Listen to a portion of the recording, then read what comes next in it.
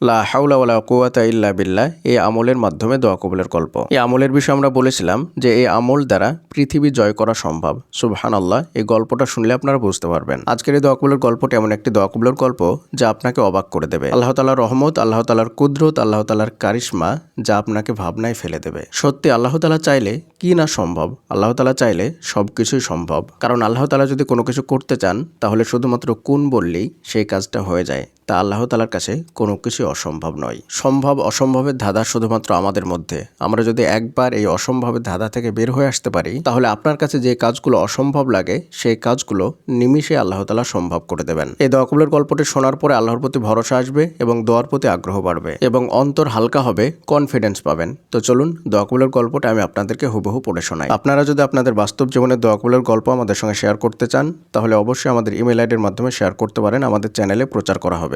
আমাদের email ID হলো khalidhasan6695@gmail.com। এটা আমরা ডিসক্রিপশনেও লিখে দিচ্ছি। গল্পের শুরুতে তিনি লিখেছেন, আমার ইস্তেগফারের গল্পটা শুরু হয়েছিল আমার বিয়ের আগেই। অনেকেই আমার জন্য প্রস্তাব নিয়ে আসতো, কিন্তু সুবহানাল্লাহ কোনোভাবেই কিছুই শেষ পর্যন্ত ঠিক হতো না। কোথাও যেন গিয়ে জটিল হয়ে যেত আর ধীরে ধীরে সব ভেঙে পড়তো। এভাবে বছরের পর বছর কেটে গেল। আমার চেয়ে ছোট বোনদের বিয়ে হয়ে গেল আর আমি 30-এ পা দিলাম। তখন নিজের অজান্তে মনে ভয় ঢুকে গিয়েছিল। ভাবতে শুরু করলাম, আমার কাছে যদি আর কেউ আসে সে হয়তো বিবাহিত হবে কিংবা তালাকপ্রাপ্ত হবে অথবা কোনো না কোনো সমস্যায় জড়ানো মানুষ হবে। এই ভাবনাগুলো আমাকে খুব ভেতর থেকে কষ্ট দিত। এরপর আমি ইস্তেগফার শুরু করলাম। তাসবিহের আংটিটা যেন আমার হাত থেকে নামতোই না। ধীরে ধীরে বুঝতে পারলাম আমার ভেতরের অস্থিরতা কমে যাচ্ছে। মনটা শান্ত হতে শুরু করলো। জীবনটা আস্তে আস্তে সুন্দর লাগতে লাগলো। আমি যেহেতু চাকরি করতাম, কাজের জায়গাতেও এক ধরনের স্বস্তি আর ভালো লাগা অনুভব করছিলাম, আলহামদুলিল্লাহ। এরপর কিছুদিন পর হঠাৎ করে একজন অবিবাহিত মানুষ আমার জন্য প্রস্তাব নিয়ে এলো। তিনি খুব ভালো মানুষ ছিলেন, আমারও সমবয়সী, ভদ্র, চরিত্রবান আর আল্লাহভীরু। আলহামদুলিল্লাহ, আল্লাহ আমাকে তার সঙ্গে বিবাহের তৌফিক দিলেন আর আমাদের 2টো কন্যা সন্তান দান করলেন। আমি এখন তার সঙ্গে খুব সুখে আছি। আজও আমি জিকির ছাড়িনি। ইস্তেগফার, নবী সাল্লাল্লাহু আলাইহি ওয়াসাল্লামের উপর দরুদ আর লা হাওলা ওয়ালা কুওয়াতা ইল্লা বিল্লাহ এই আমলগুলো করে যাচ্ছি।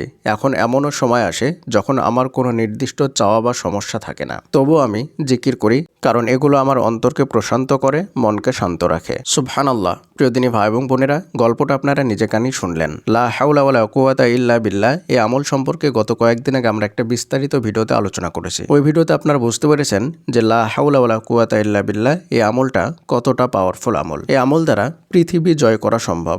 সুবহানাল্লাহ। তারপরে আরও একটা গুরুত্বপূর্ণ আমল হলো ইস্তেগফার। ইস্তেগফারের আমল সম্পর্কেও আপনারা বিস্তারিতভাবে শুনেছেন একটা ভিডিওতে। সেখানে আমরা বলেছি কিভাবে ইস্তেগফার করবেন, কতবার করবেন, কোন ইস্তেগফারটা করবেন, এবং দরুদ শরীফের বিষয়ে আপনারা শুনেছেন, অন্য একটা ভিডিওতে আলোচনা করেছি। তো এই দোয়া কবুলের গল্পের মধ্যে এই 3টে আমলই খুবই পাওয়ারফুল আমল ছিল। আপনারা যদি এই 3টে আমলকে আঁকড়ে ধরতে পারেন তাহলে আশা করি ইনশাআল্লাহ যতই অসম্ভব দোয়া হোক না কেন, যত কঠিন দোয়া হোক না কেন, আল্লাহ তাআলা কবুল করবেন। পরিশেষে আল্লাহ তাআলার কাছে দোয়া করি আল্লাহ তাআলা যেন আমাদের সকলের মনের ইচ্ছেগুলোকে এবং দোয়াগুলোকে কবুল করে নেন। আমিন। আসসালামু আলাইকুম ওয়া রাহমাতুল্লাহি ওয়া বারাকাতুহু।